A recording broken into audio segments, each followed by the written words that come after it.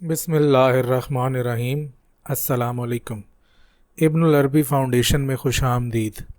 आज की हमारी पोस्ट शेख अकबर मुहय्यिद्दीन मोहम्मद इब्नुल अरबी की किताब अल-फुतूहातुल मक्किया के बाब नंबर 55 में से है।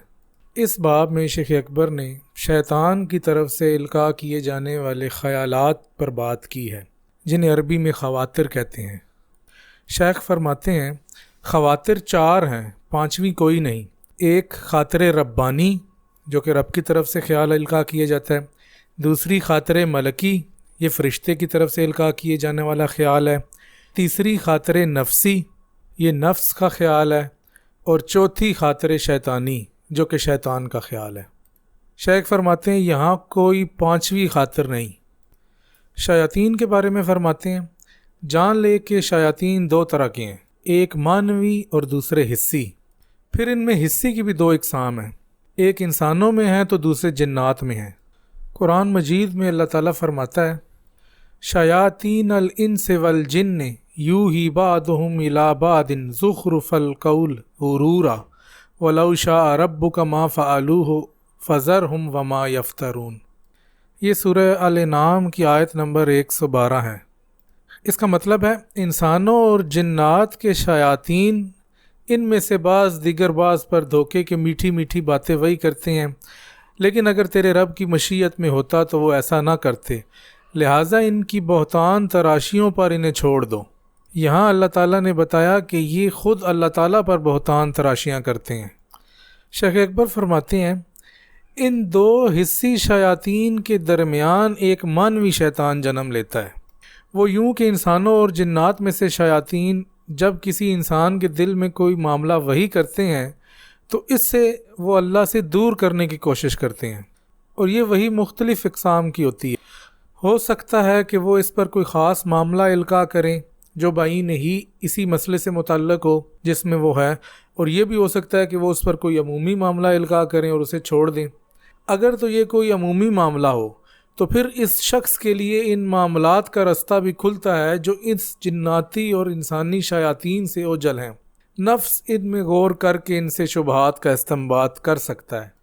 यहाँ शेख अकबर ये बता रहे हैं कि अगर किसी शख्स पर इंसानों और जिन्नों में से शयातीन कोई ऐसा अमूमी मामला इल्का करें और इसके बाद उसे इसी मामले के सपुर्द कर दें, तो उस शख्स के लिए इस मामले में गौर व फिक्र से शुबहात का एक ऐसा पहलू निकलता है जिससे ये जिन्नाती या इंसानी शयातीन ओझल थे।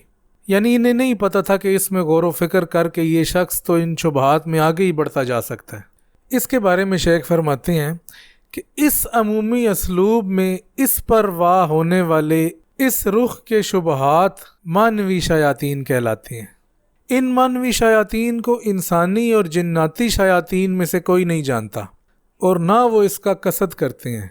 इन हिस्सी शयातीन का अव्वलीन कसद यही होता है कि किसी शख्स पर ये दरवाज़ा खोल दें कि वो ख़ुद ही इसमें गौर व फिक्र करके अपने लिए मानवी शयातीन खड़े करता रहे और अपनी गुमराही में आगे बढ़ता जाए। वो जानते हैं कि अगर वो इनमें गौर करेगा तो इस पर हलाक कर देने वाले मानी ज़ाहिर होंगे, यानी जो मानी इसकी हलाकत का बायस होंगे, कि इसके बाद वो फिर इनका रद्द भी नहीं कर सकेगा। और इस सब की वजह वो असल है, वो दुरुस्त असल है जो इन हिस्सी शयातीन की तरफ से इस पर इल्का की गई और इसने उसको मान लिया और उस पर भरोसा किया। शेख अकबर फरमाते हैं, अहले ज़लालत व बिदत ने यही राह अपनाई कि शयातीन ने पहले इन पर वो सही असल इल्का की कि जिसका इन्हें यकीन था, फिर फ़हम ना होने पर इनके सामने शुबहात रखे, यहाँ तक कि वो गुमराह हुए। शैतान की जानिब ये गुमराही इस वजह से मंसूब की जाती है कि उसी ने इन पर ये सही असल इल्का की और फिर इन्हें इसके पास छोड़ दिया कि अब वो ख़ुद ही इसमें गौर व फिक्र करके अपनी हलाकत के सामान करते हैं। शेख फरमाते हैं, अगर किसी शख्स को बसीरत हासिल नहीं कि वो अपने ख़यालात में तमीज़ कर सके, वो ये जान सके कि शैतान की इल्का चाहे वो नेकी के हुक्म ही क्यों ना दे और फरिश्ते की इल्का या नफ्स की इल्का में क्या फ़र्क है, तो उसे ऐसा नहीं करना चाहिए।